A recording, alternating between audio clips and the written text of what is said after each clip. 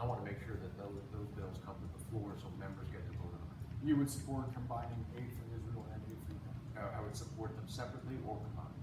Excellent. So you noted yesterday that there are some 7 Republican colleagues of yours that are firmly against the lease. Some others, perhaps 7 or so, that are undecided. Have you had a chance to speak with them? Have you heard any of their concerns that you may try to persuade them? I have heard concerns from a number of them, and that list has actually grown now. Probably 14.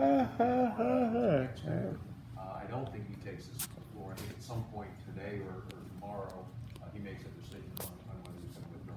Do you have any clarity on what you might be offering them as an incentive? I think just answers. Just like I had concerns about the Ukraine and Israel supplemental bill, I think they have concerns about other issues and they want answers. And so, Well, for example, Marjorie Taylor Greene is concerned about his health. Nancy Mace is concerned about his past links to the white supremacist groups. You had voiced concern about him not publicly stating that Joe Biden won the 2020 election fair and square. Can he persuade some of those hard-nosed? well, first of all, I think what Marjorie is saying is have treatable cancer, people get through that, and I think she has other plans for other candidates.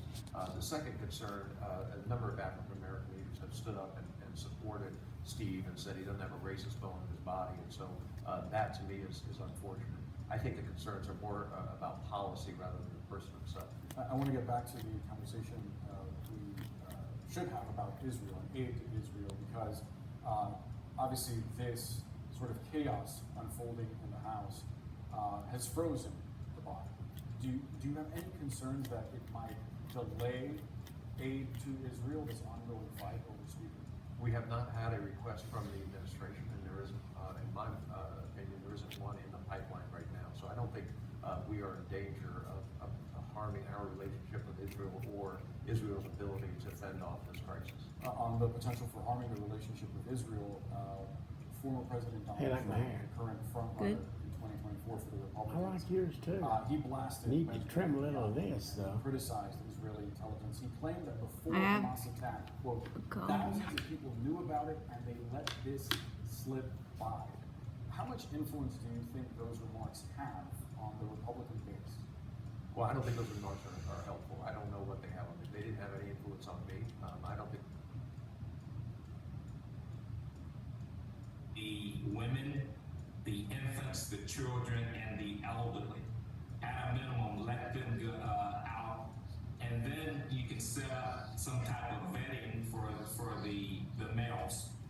But I think we should start thinking in that route, because as you know, once this operation starts, it's going to be tremendous devastation. And when you're a population of 2 million inside 140 square miles, you can't help to have significant collateral damage here. And so I hope we're thinking about the population before we actually conduct this particular attack. General Step 20, thank you very much. Okay, And take care. in response to the war in Israel and Gaza, police all across America are ramping up security around both synagogues and mosques. Coming up, combating hate and disinformation in a time of war. You're watching Andrea Mitchell Reports on MSNBC. What was that?